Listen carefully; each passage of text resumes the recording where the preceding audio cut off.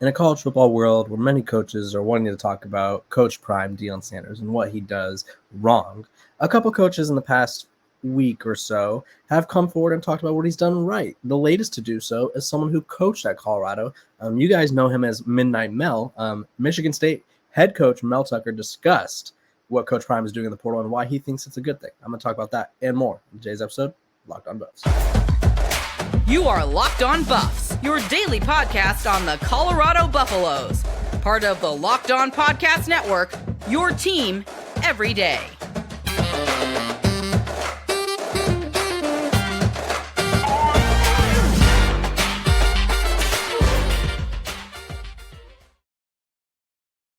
What is up, everybody? This is Locked on Buffs. I am your host, Kevin Borba. Today's episode, we're going to be talking about a few different things, as usual. We're going to be talking about what Mel Tucker had to say about Coach Prime and what he's doing in the portal.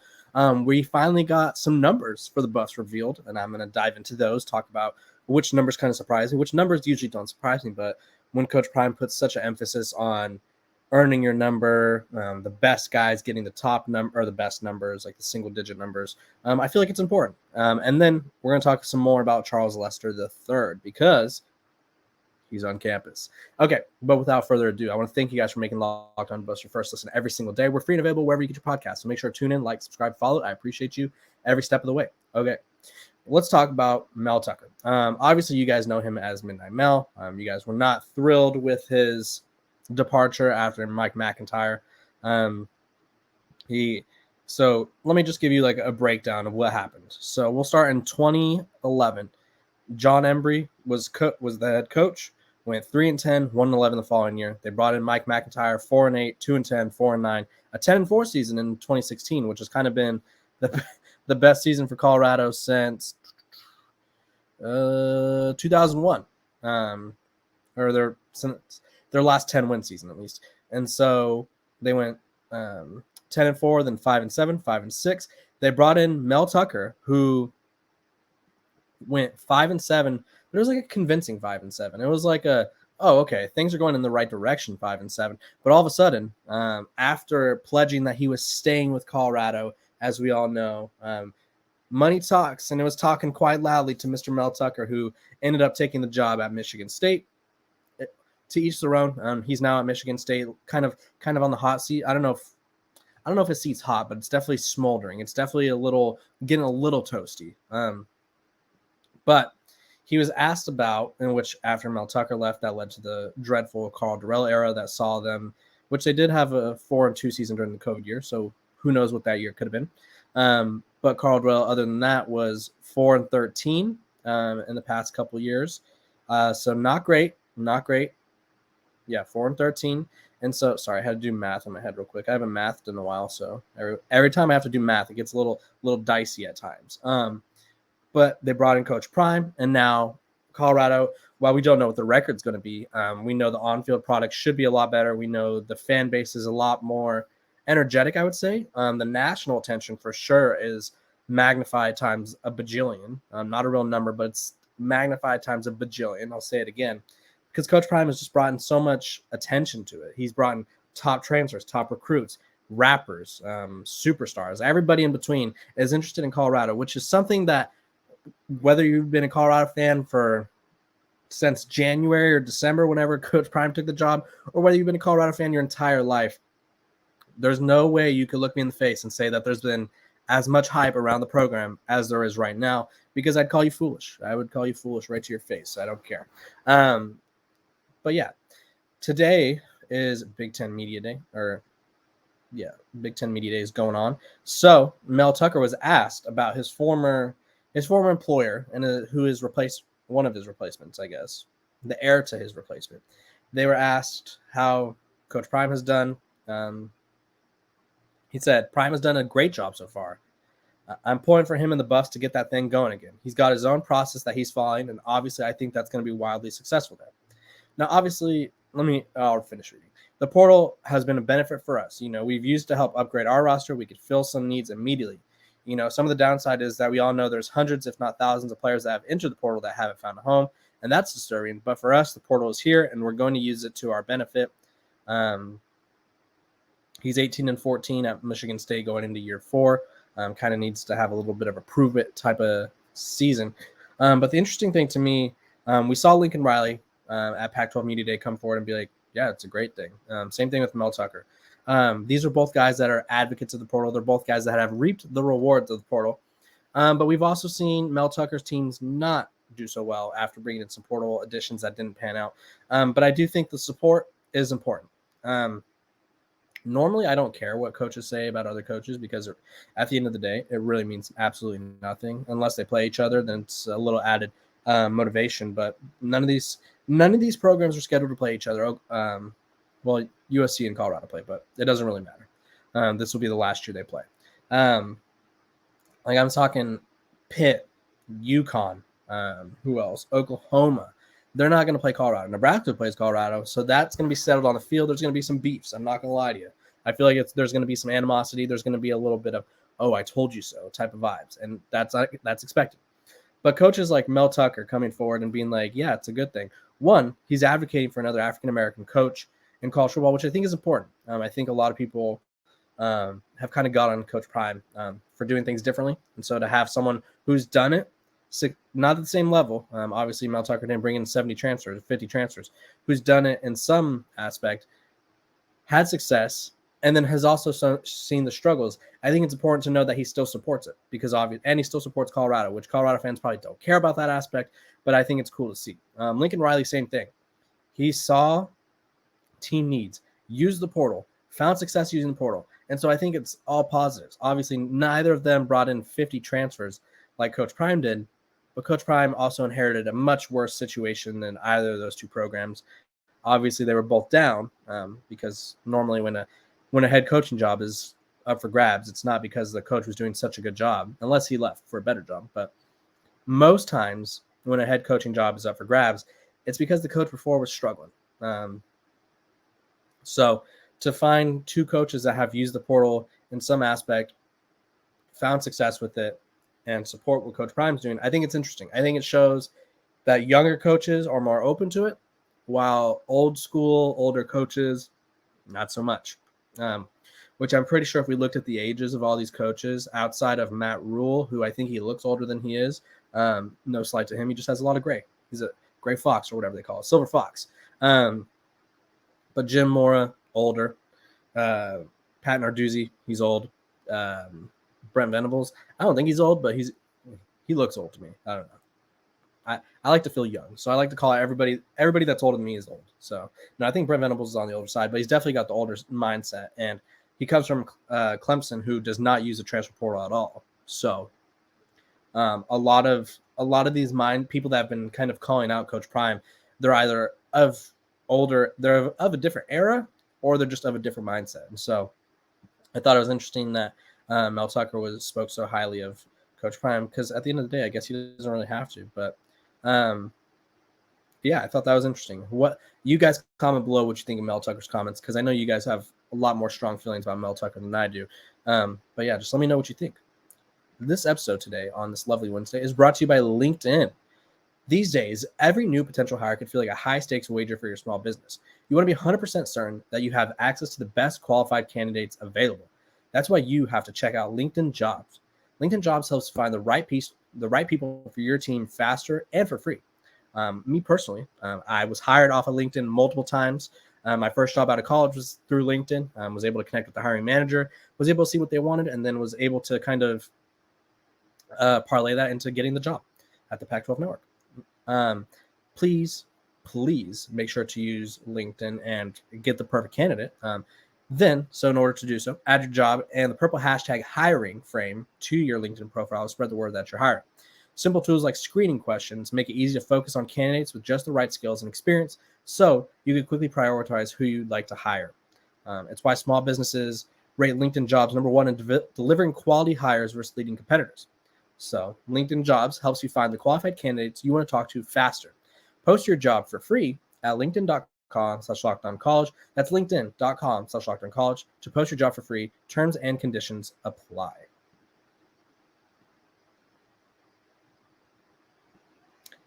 Okay. I saw your guys' hype about it, so I wanted to discuss. We recently learned as in yesterday. Who will be wearing what number? Colorado's kind of, it was one of the bigger surprises, I think, of the Coach Prime era so far. I don't know if he did at Jackson State, but I'm sure he did because he's a very consistent guy. He makes every player earn their number. So heading into which I liked it, but at the same time during the spring game it was kind of confusing because they all had numbers. Obviously, I didn't expect them to not have numbers because then it'd just be really confusing. But it was like, did they get that number? Did they earn it? Did they have to earn it again? I don't know. Either way, we finally learned some new numbers. So before this, the conclusion of spring, only 10 players had earned that number, which it was Jimmy Horn. He had at number 5, Cameron Silman Craig, number 7, Travis Hunter, 12. Let me run you through the number. I guess I'll just go through all these guys. So Caleb Mathis had 13, Levante Bentley had 20, Marvin Ham, a linebacker, at 25, safety Trevor Woods had 43, Jordan Dominic, an edge, 44, Louis Passarello, 89, 99 was Shane Copes, who's kind of stepped up as a leader. And so, yeah, they have a lot of good numbers to wear there. Let's kind of dive into who we've seen. So this is what it says: the most of the 2023 buffs that have been during the summer strength and conditioning workouts in recent weeks have earned their numbers. And we get to learn a little bit about who is viewed as the top dogs, because I don't know if you guys remember, but Coach Prime made it very clear that he's not going to have, I won't say like bench warmers, but he's not going to have like random people who likely aren't going to contribute to winning games wearing premier numbers. He said back in his day, the best guys wore the best numbers, and that's how it's going to be here. So let's dive in, talk about some of the numbers that we've seen dished out so far. Number 1, Cormani McClain, 5-star freshman corner. Obviously, he's still getting used to that Colorado altitude. Saw a video of him throwing up 7 times during one workout, which I thought was pretty crazy because, the altitude's no joke. I'm going to compare it to Lake Tahoe because that's where I frequently go to in December. Altitude up there, quite intense. I went to Boulder. I will say the altitude was a little, I was walking around the stadium just exploring. I'd walk up some stairs and I'd be like, okay. And then I walk up another 5 stairs and I'd be like, breathing a little heavy. So I can't imagine what doing intense workouts will do to you. Number 2, we already knew was Shadur. We didn't know, but we had a feeling. Number 3 is freshman running back Dylan Edwards, the speedster. Also number 3, because if you can have duplicate numbers as long as they're not on the field together. And Marion Cooper, the defensive back transfer out of Florida State. Number 4, Javon Antonio, the Northwestern State wide receiver. Kind of looks like Calvin Johnson in a way. He's really big, really strong. He's been making great catches, being super physical. Safety Travis J, will be also wearing number 4. Tavares Dawson, Auburn transfer, number 6. Kavosi Smoke, the running back Kentucky transfer, wearing number 8. Edge rusher Derek McClendon, the second, is going to be wearing number 9. The Florida State transfer. USF wide receiver transfer Xavier Weaver will be wearing number 10. Quarterbacks, we got a little quarterback action here. Kason Wiseman will be wearing number 15, and Ryan Staub will be wearing number 16. Freshman wide receiver 4-star Adam Hopkins, guy I think very highly of, number 18. Another Sanders, Shiloh, will be wearing his father's number, 21, playing safety. Alton McCaskill, Houston transfer, running back, number 22. Number 23 is corner Carter Stoudemire. Number 28 is Ben Finnesseth. I'm hoping I say that right. 29 is Southern Utah transfer safety Roderick Ward. I'm very high on him. I think he can make a huge impact. Number 30 is Braden Keith, safety. Number 31 is Jaden Miller-Jones. 32 is linebacker Kobe Taylor-Barrocks. 36, Jackson State transfer running back Savion Wilkerson. There's a few more, so I'm just going to finish them out here. I know there's a lot of numbers, probably, and I'll discuss the ones that stood out to me after. Savion Wilkerson, 36. Linebacker Morgan Pearson, 37. Tajay McCoy, 40, the edge rusher. Charlie Offerdahl, number 44, running back. I think he's going to be on scholarship eventually. I think his time's going to come. 52, Old Dominion transfer, Chaz Wallace, defensive lineman. 53, Arden Walker, edge. 55, what a name here, Victory Johnson, just victorious, Offensive lineman, David Connor, Reggie Young, and Landon Beebe. David's 57, Reggie 70, Landon's 53. Tight end, Caleb Furia. 88. Tennessee transfer Mari McNeil, 88. Chance Main, defense lineman, 90. And then the last one for the segment is Bishop Thomas, Florida State transfer, number 95. So a lot of new numbers. Ones that stood out the most to me, obviously Cormani McLean. I think getting number 1. I don't know if he was promised a number or not, but I think I think they want him to be happy, and I think even though he's only been there for a little bit, they're expecting him to have a huge impact, even as a freshman. Another one that stood out, Javon Antonio. I think his summer workouts kind of were helping him. They're helping him carve out a role for himself. Obviously, position battles aren't determined in summer, but they are started. Another one, let's see. I think it's really cool that Shiloh continues to wear 21 to honor. I don't know if it's to honor his father, but I imagine it's to do so. Roderick Ward at 29, like that number. Bishop Thomas, 95. That just fits him so well. No zeros, which surprised me, but I'm guessing Coach Prime's not a fan of number 0. I'm pretty sure I remember him saying something like he doesn't. Why would you want to be number 0? So no zeros there. Now that we finally know most of everybody's numbers, it's very exciting. Go buy your jerseys. Very exciting for the Buffs fans to know who to root for. Or well, I know you guys know who to root for, but now you know what number they're going to be wearing. It's a very exciting process for these young men to get their numbers, especially since they earned it, unlike other programs where you kind of just are given the number. By the way, before we move on, I want to thank you guys for making Locked On Buffs your first listen every day. And my everydayers, make sure to comment below so that way we could do a mailbag question on Friday. I need mailbag questions, guys. I need like 5. I want to do 5 of them. So I need them from multiple people. Anybody, could be about any Pac-12 topic, anything, anybody, any question, anything you want, I'll answer. So yeah, before we move on, I want you guys to know we're going to be talking about Charles Lester. He's on campus. Surprise visit. Maybe it helps out Colorado. Maybe it doesn't. I don't know. We'll talk about that when we come back. Welcome back. We're talking about Charles Lester III, the 5-star corner out of Venice, Florida. He is currently, let me make sure, because Steve Wiltfong was updating crystal balls yesterday. I noticed when on a Stanford recruit, he took his crystal ball out, which means it's probably going in favor of someone else. Let's see if Charles Lester is still viewed as still has the 5 predictions that have him slated to go to Florida State. But as Josh Newberg from On3 was kind of reporting, kind of memeing, kind of tweeting at, Charles was or is on campus for a surprise visit for Colorado. Interesting to note, he was live on campus, and there was a comment where it said that he's not a Nole. I don't know if that's meaning like he's not a Nole yet, or maybe he's flipping to Colorado. But the fact that Colorado is able to get him on campus is huge. The fact that Coach Prime maybe gets another crack at him, maybe, I think, and this is me just being honest, if I were a top recruit, top corner, if Coach Deion Sanders, Coach Deion Prime Sanders was the last person I spoke to before I committed, and he was telling me everything that he knows, obviously all the success he's had at the position that I'm playing, and that's the last person I hear from before I make my decision, that'd be a really tough decision for me that'd be a really tough pitch to turn down. I'm not going to lie to you.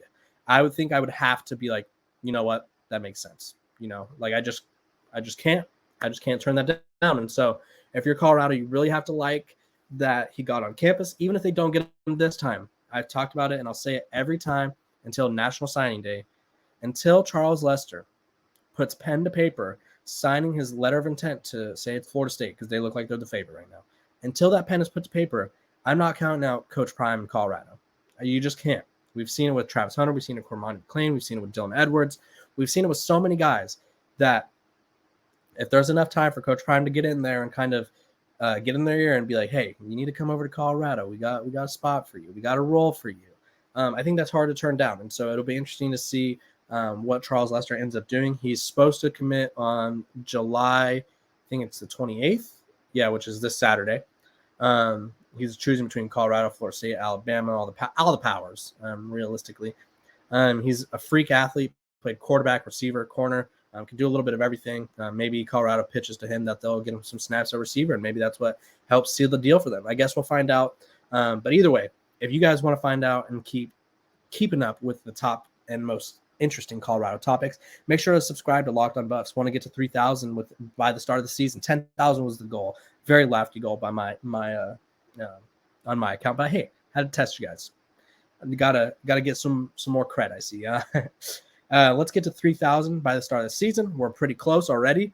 I appreciate you guys for tuning in. I love all of your comments and feedback. Make sure to drop your questions below so that way we can talk, do some mailbag things. But yeah, I'll have you guys updated on every single thing that you need to know about your Colorado Buffaloes. So I appreciate you guys. I'm Kevin Borba. Have a great Wednesday.